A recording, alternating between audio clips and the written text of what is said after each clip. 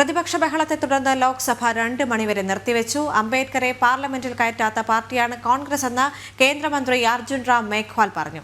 രാജ്യസഭയും 2 മണിവരെ പിരിഞ്ഞു. വിവരങ്ങളുമായി ജിഷ്ണു കൃഷ്ണൻ ഡൽഹിയിൽ നിന്ന് ചേരുന്നുണ്ട്. ജിഷ്ണു, കോൺഗ്രസിനെതിരെ BJP നേതാക്കൾ 2 മന്ത്രിമാരും പറഞ്ഞിരിക്കുന്നത് വളരെ ഗുരുതരമായ ചില കാര്യങ്ങളാണ്. കാരണം കോൺഗ്രസ് അംബേദ്കറെ പാർലമെന്റിൽ കയറ്റിയില്ല. ആ കോൺഗ്രസ് ആണ് ഇപ്പോൾ അംബേദ്കറിന്റെ പേര് പറഞ്ഞ് വലിയ മുറവിളി കൂട്ടുന്നത് എന്ന് മേഘ്വാൾ പറയുമ്പോൾ കിരൺ റിജിജു പറയുന്നത് അംബേദ്കറിന്റെ പേര് കോൺഗ്രസ് ദുരുപയോഗം ചെയ്യുന്നു എന്ന് തന്നെയാണല്ലേ?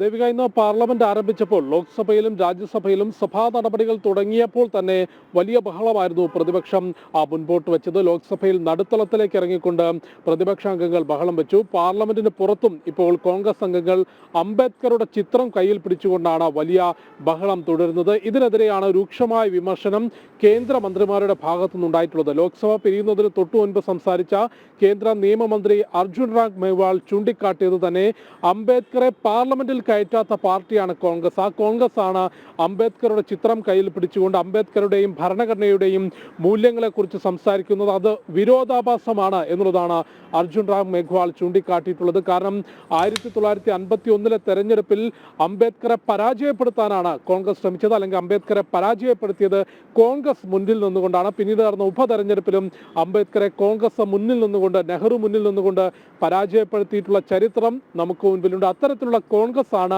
ഇന്ന് അംബേദ്കറുടെ ഫോട്ടോ കയ്യിൽ പിടിച്ചുകൊണ്ട് പ്രതിഷേധിക്കുന്നത്, അംബേദ്കറുടെയും ഭരണഘടനാ മൂല്യങ്ങളും ഉയർത്തിപ്പിടിക്കുന്നതിന് വേണ്ടി പ്രസംഗിക്കുന്നത് എന്ന വിമർശനമാണ് അർജുൻ റാം മേഘ്വാൾ ചൂണ്ടിക്കാട്ടിയിട്ടുള്ളത്. അപ്പം രാജ്യസഭയിൽ സംസാരിച്ച കിരൺ റിജിജുവും സമാനമായ വിമർശനം ഉയർത്തി.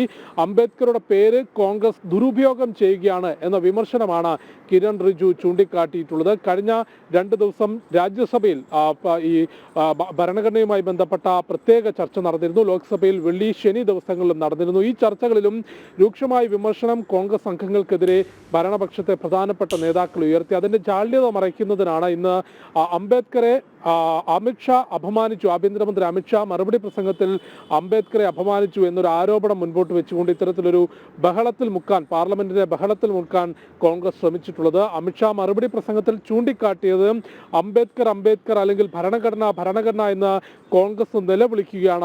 അത്തരം മൂല്യങ്ങൾ സംരക്ഷിക്കാൻ ഒരിക്കലും കോൺഗ്രസ് ശ്രമിച്ചില്ല എന്നൊരു വിമർശനമായിരുന്നു അമിത്ഷാ മറുപടി പ്രസംഗത്തിൽ ചൂണ്ടിക്കാട്ടിയത്. അത് അംബേദ്കറെ അപമാനിക്കലാണ് എന്ന് ആരോപിച്ചുകൊണ്ട് കോൺഗ്രസ് ഇന്ന് പാർലമെന്റ് നടപടികൾ തുടർച്ചയായി തടസ്സപ്പെടുത്തുകയാണ് ചെയ്തിട്ടുള്ളത്. നേരത്തെ നമുക്കറിയാം, ഈ കഴിഞ്ഞ മാസം 25-നാണ്, നവംബർ 25-നാണ് പാർലമെന്റിന്റെ ശൈത്യകാല സമ്മേളനം ആരംഭിച്ചത്. അന്നു മുതൽ ഈ നിമിഷം വരെ വളരെ ചുരുങ്ങിയ സമയം മാത്രമാണ് സഭാ നടപടികൾ മുൻപോട്ട് കൊണ്ടുപോകാൻ സാധിച്ചത്. ക്രിയാത്മകമായ ചർച്ചകൾ നടക്കേണ്ട, നടപടികൾ പുരോഗമിക്കേണ്ട പാർലമെന്റ് കോൺഗ്രസ് ഉൾപ്പെടെയുള്ള പ്രതിപക്ഷം തുടർച്ചയായി തടസ്സപ്പെടുത്തുകയാണ് എന്ന് ഇതിനോടകം തന്നെ ഭരണകക്ഷി ആരോപിച്ചിരുന്നു. ഇന്ന് അതിന് സമാനമായ അനുഭവമാണ് ഉണ്ടായത്.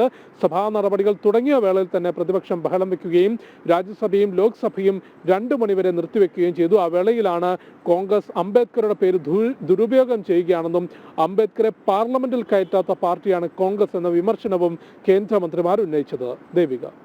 ശരി ജിഷ്ണു.